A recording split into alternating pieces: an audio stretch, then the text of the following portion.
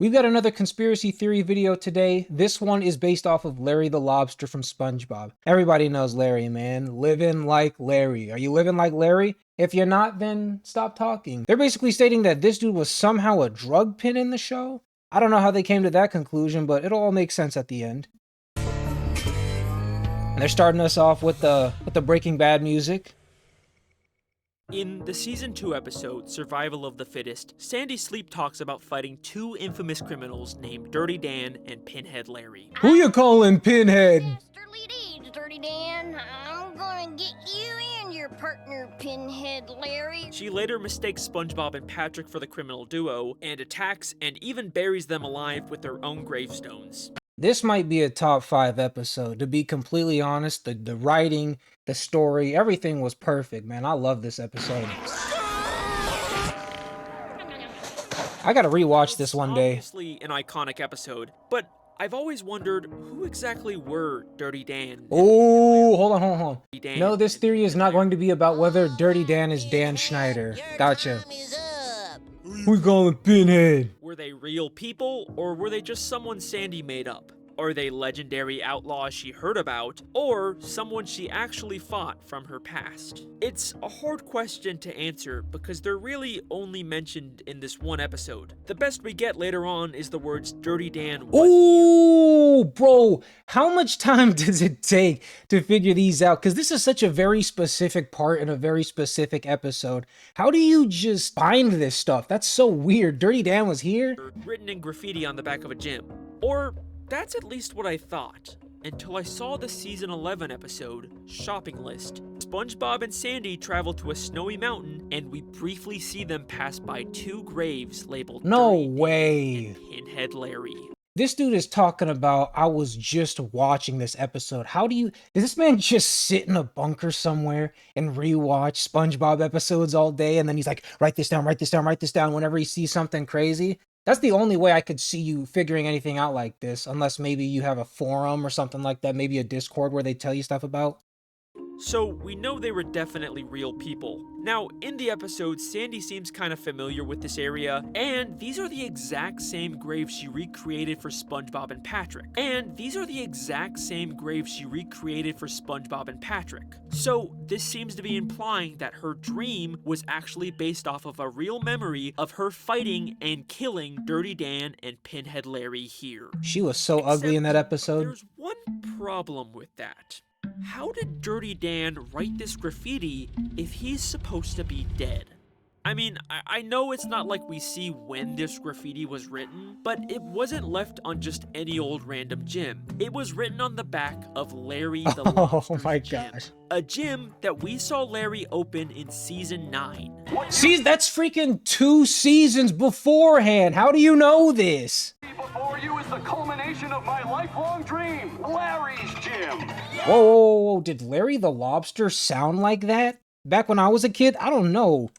It sounds like they're using Hugh's voice now for Larry the Lobster. Before you is the culmination of my lifelong dream, Larry's Gym. Maybe, I don't know.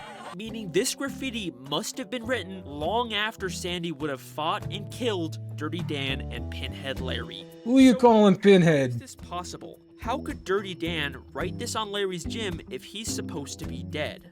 I think this means that the real Dirty Dan and probably also Pinhead Larry are not actually dead. They probably fake their deaths and are alive somewhere in Bikini Bottom.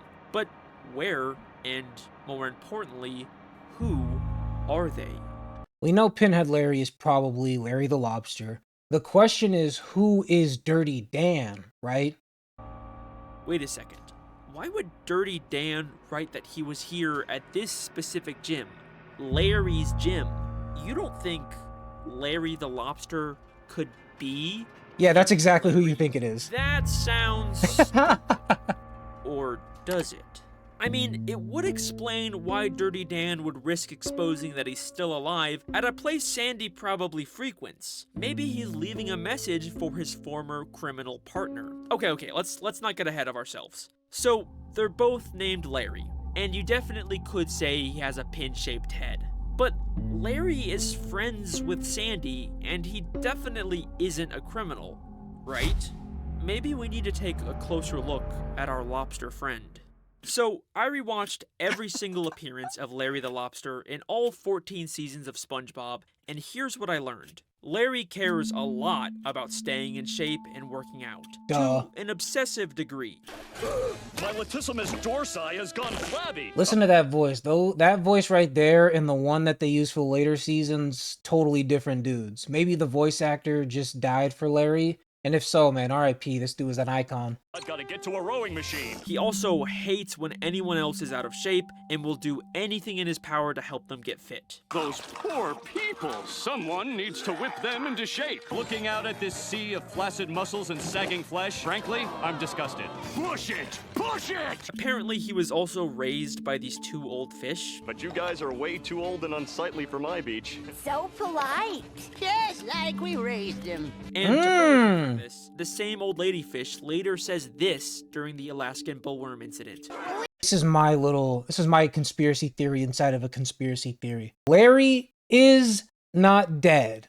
Larry is actually using the carcass of a lobster that he somehow got and is portraying Larry the Lobster, but he's actually Larry Pinhead Larry. You get where I'm going there? You should call my nephew. Sounds like she could definitely be referring to Larry here, so I do think they're supposed to be his aunt and uncle. We also know he loves protein shakes. Protein shakes saved my life, bro. He used to be a lifeguard, but recently fulfilled his lifelong dream of opening up a massive gym. The culmination of my lifelong dream. A place of my own where I can work out every day. That's a anytime I- disgusting bicep. Yuck. I gotta see that thing pop up again. Of my lifelong Yuck, dream. dude, what is that? My own where I can work out every Oh, day bro. I want. He's not the most complex character, and there's definitely nothing here to indicate that he's the former infamous outlaw Pinhead Larry. Except for one teeny tiny detail in the season 12 episode, The Nitwitting. In this episode, we very briefly see Larry working out at his gym, but we can clearly see Oh, we got a kelp shake. drinking a kelp shake. And that wouldn't mean anything to you unless you remembered the season 4 episode, Best Frenemies. In this episode, a new restaurant opens up selling something called a kelp shake. Didn't they shut down the kelp shake spot because it was like basically making people grow hair? That's how I remember the episode. They pop up out of nowhere, and we never find out who was really running them. The kelp shakes have an initial bad taste, but they are extremely addictive. This tastes like a wet gym sock. I'm gonna drink some more. Hey, this ain't half bad. This is amazing. Like, to the point where people basically get hooked on it like a drug. Crabs, we're all out of juice. Well, we gotta get more. The kelp shake restaurant is later shut down, and the shakes are banned because apparently they have some kind of radioactive... Ew, brother. I don't care if you got hair over your clothes. Go get some more clothes, brother. That's disgusting. Decades to clean this hazardous material up. I sure feel sorry for whoever drank this. Okay, if he's about to go down the route of Larry being the one who was running the kelp stands, if he subjected the common good to this kind of hazard, how was he able to open up another gym spot though? Because that's health as well. They order drinks. Everything about that is health. How did he get into another loan to own a gym? But then why does Larry have the same banned kelp shake 8 seasons later? Maybe this is just a random throwaway Easter egg? I mean, we never see him with a kelp shake again, just the generic protein shakes. Except, let's take a closer look at those protein shakes. In the season 11 episode, Larry the Floor Manager, Larry briefly takes over as manager of the Krusty Krab and turns it into a gym. Now we only serve salad and protein power shakes. He forces SpongeBob to sell protein shakes, and even though the cups look different, the color of the liquid is the exact same as the kelp shake. They even seem to have the same initial bad taste. You like? No, Larry.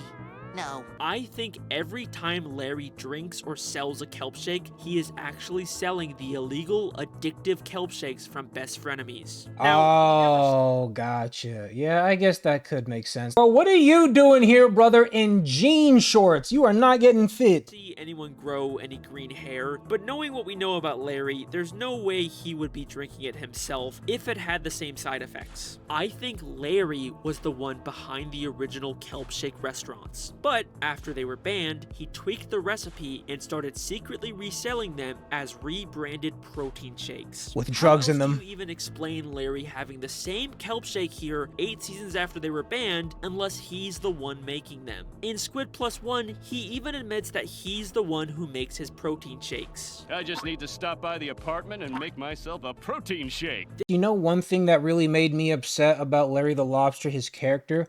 Everything on this man was gigantic. His chest, he even got the little six-pack right here. His forearms are huge, but his biceps were like twigs. How does he support these gigantic forearms with these itty-bitty titties on his arms, dude? This explains how I never got that. Lifeguard could suddenly afford to open a massive gym. He's secretly a kelp shake drug lord kingpin. And if you still don't believe me, we see Larry standing next to a protein shake store called Protein Fiend that has a green kelp logo and the word kelp shake on the sign.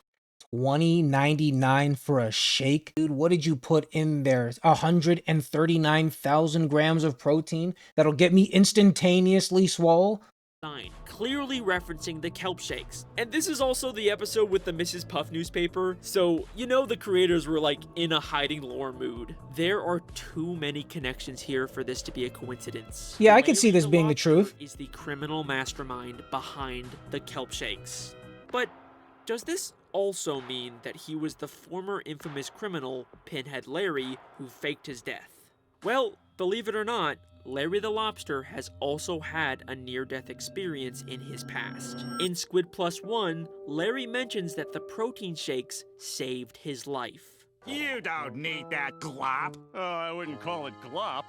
Well, if they were to save his life, how could he be an enemy of Sandy Cheeks then? He said, protein shake saved my life, bro.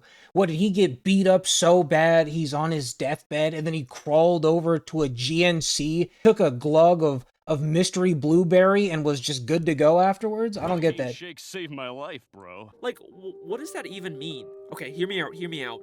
What if this is how he survived his death? Sandy killed him and his partner, but the radioactive properties of the kelp shakes brought him back to life. Oh, okay. Makes sense.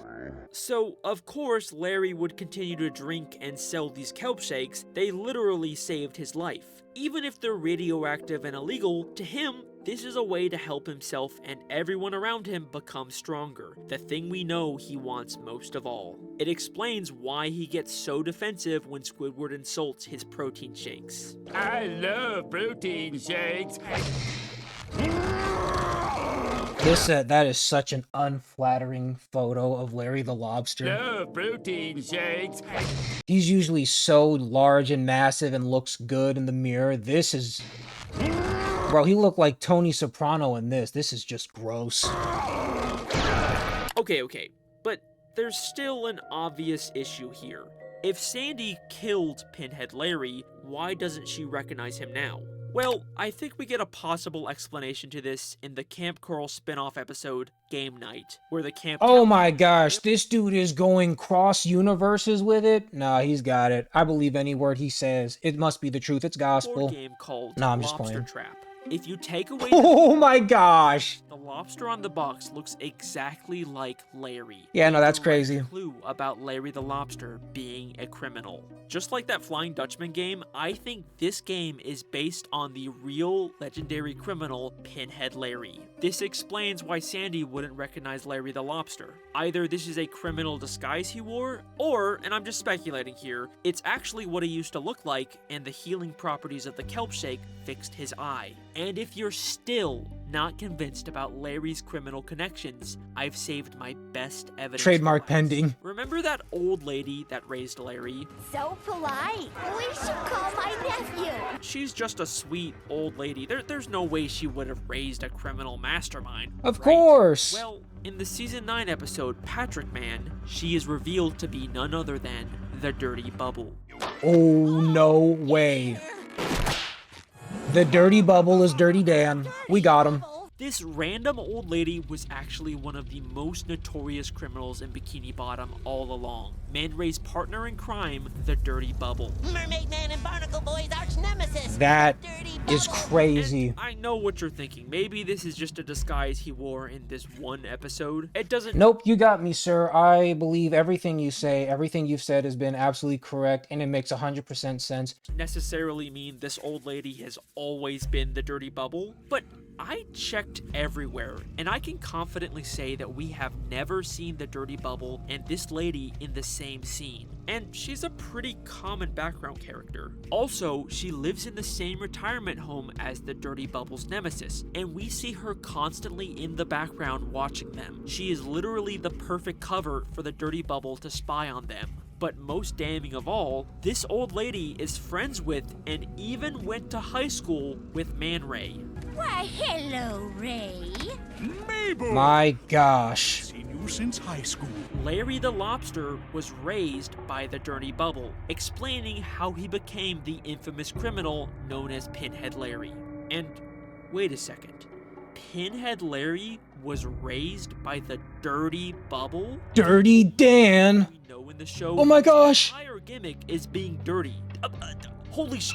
The Dirty Bubble is Dirty Dan. It fits too perfectly. This would also explain how Dirty Dan faked his death. The Dirty Bubble is constantly being killed and later brought back to life with a bubble blower. The Dirty Bubble and Larry the Lobster were the infamous criminal duo Dirty Dan and Pinhead Larry. After nearly So technically, wouldn't the Dirty Bubble be his uncle then and not his... Wait, hold up. Now that I'm thinking about it, if that old lady is Larry the Lobster's aunt, how could she have made any kids in the future if it's a kid show? I'm not even gonna go into all that. being killed by Sandy, they changed their identities and split up. The Dirty Bubble continuing his criminal pursuits with his new partner Man Ray, and Larry the Lobster choosing a more subtle approach by secretly selling illegal kelp shakes. And even though they've been apart for years now, the Dirty Bubble still left a little reminder to his old partner. How did he even write that, bro, if he got no hands? All right, that's basically about it, I think.